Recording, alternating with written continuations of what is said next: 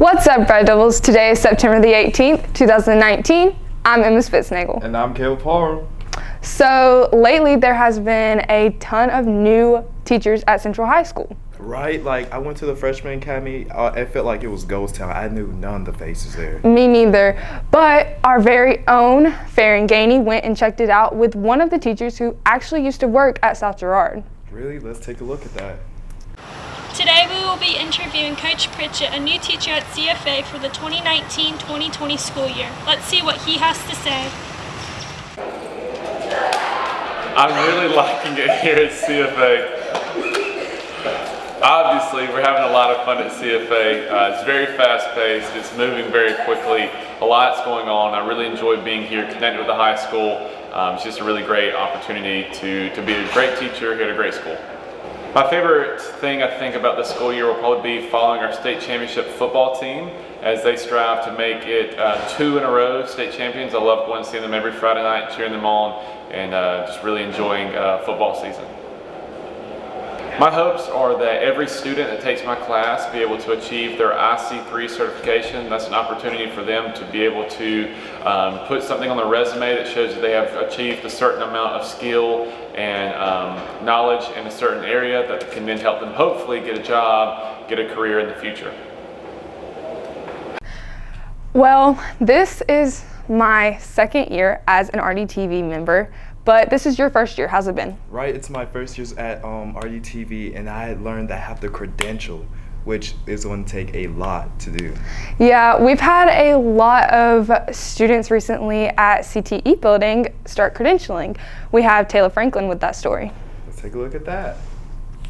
Okay, so all of our career tech programs have a credential, in some cases multiple credentials associated with that program.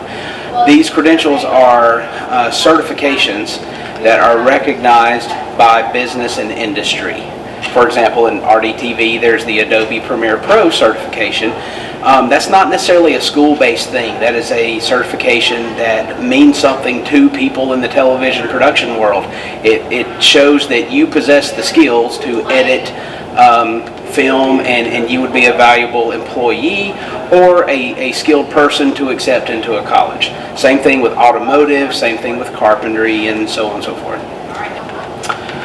I think over recent years we have really focused on the significance of the credentials and how they can impact a student's future as far as applying for a job, as far as college acceptance, and just general recognition.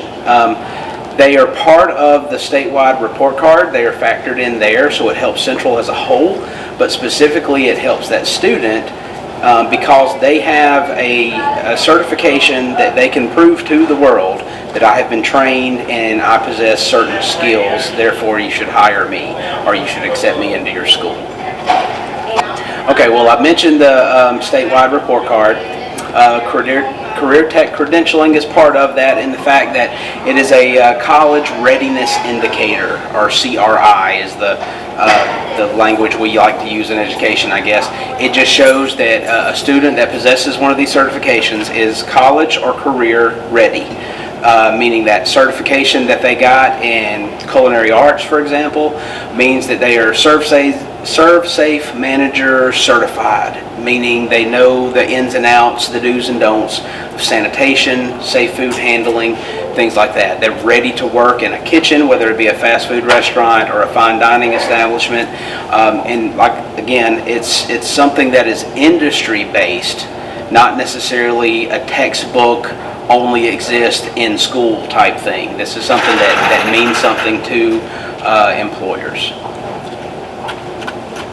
Have you been keeping up with the volleyball games lately? Unfortunately, I haven't, but I've heard our girls have been doing pretty good, and I think maybe Jade Paul has it.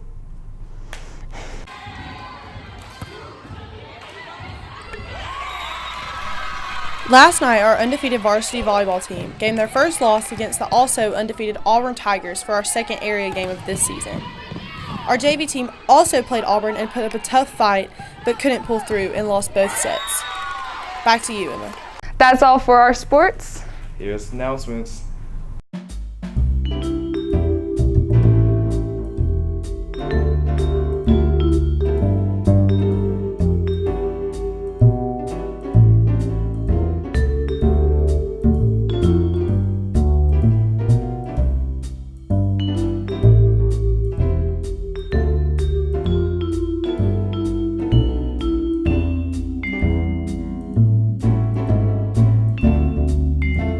Yo, Emma, have you seen the new Lion King that just came out? Yeah, as soon as I heard it was coming out, I immediately wanted to watch it because I watched it as a kid. Dude, I heard it's just as good as the original. It really was.